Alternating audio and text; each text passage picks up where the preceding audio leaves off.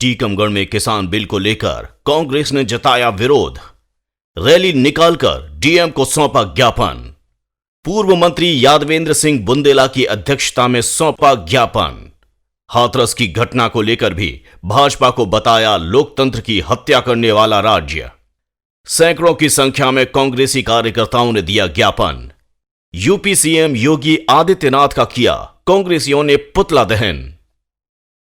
आज गांधी जयंती पर कांग्रेस पार्टी के द्वारा किसान बिल के विरोध में कांग्रेस कार्यालय से कलेक्ट्रेट तक रैली निकाली गई और कलेक्ट्रेट पहुंचकर राष्ट्रपति के नाम कलेक्टर को ज्ञापन सौंपा गया। पूर्व मंत्री यादवेंद्र सिंह बुंदेला ने कहा कि केंद्र की भाजपा सरकार ने 3 काले कानूनों के माध्यम से देश की हरित क्रांति को हराने की साजिश की है। देश के किसानों की मेहनत को पूंजीपतियों के हाथों गिरवी रखने का काम किया है, जिसके विरोध में किसानों ने इस काले कानून का विरोध किया है। कांग्रेस पार्टी का पूर्व नियोजित कार्यक्रम था जो देश में मंडियां समाप्त करने का काम चल रहे हैं। एमएसपी के बिना जो है खरीदी का काम शुरू हो रहा है, उसके खिलाफ ज्ञापन देने की बात थी। और आज हम लोगों ने ये बात कही है कि किसानों के ऊपर सीधे सीधे जो सरकारी खरीदी का रेट होता है एमएसपी, उससे कम पे खरीदी के लिए ये कानून लाया गया है, व्यापारियों के लिए, अडानी और अंबानी के लिए। अभी तक जो है किसान इनकम टैक्स के दायरे में नहीं था, लेकिन अपन लोग जब मंडी में कोई कानून बनाते हैं तो कहते हैं ये किसानों के ऊपर नहीं लगेगा, लेकिन अंतोगत्ता लगता किसान के ऊपर ही है।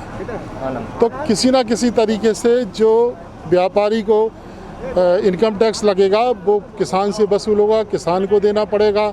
किसान अपनी फसल बेचने के लिए जाएंगे तो व्यापारी खरीदेगा नहीं। अभी आपने देखा हो कि एमएसपी लागू थी, उसके बावजूद भी 1400-1600 में पर्याप्त गेहूं बिका।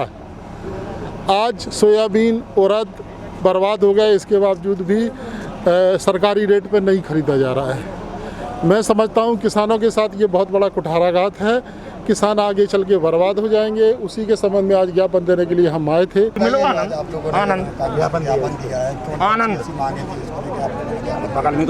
सबसे पहला तो हमने जो ये किसान विरोधी बिल पास हुआ है, इसके बारे में ज्ञापन दिया है। जब पूरा देश कोरोना की महामारी से जूझ रहा है, ऐसे टाइम पर एक बिल पारित कर दिया गया है और किसानों से पूछा तक नहीं गया है। ये काम बिल्कुल ऐसे चुपके से किया गया है। आज पूरा किसान इस बिल के विरोध में खड़ा हुआ है, तो आप ऐसा कैसा बिल पास कर रहे हैं जिसमें कि किसान जो है उसकी पूछी ही नहीं जा रही है। ये जो बिल है ये किसानों को की कमर तोड़ देगा। बेरोजगारी बढ़ेगी, इससे देश की अर्थव्यवस्था जो है वो ठप पड़ जाएगी। ये बिल बहुत गलत है और इसका हम लोग विरोध करते हैं। इसके बारे में हम लोगों ने ज्ञापन दिया है। साथ ही उत्तर प्रदेश के हाथरस में हुई दलित लड़की के साथ दुष्कर्म की घटना का भी विरोध जताते हुए उत्तर प्रदेश सरकार पर प्रजातंत्र की हत्या का आरोप लगाया है। अच्छा किरण जी, जो कल जो राहुल गांधी के साथ में हुआ उस पर क्या कहना चाहोगे? देखिए, ये हमारी एक बच्ची के साथ में बलात्कार हुआ, उसके बाद में उसकी ठीक तरीके से देखभाल नहीं हुई, उसका इलाज नहीं हुआ, फिर उसके बाद में उस बच्ची की मृत्यु हो जाती है और उस बच्ची को रातों रात जला दिया गया।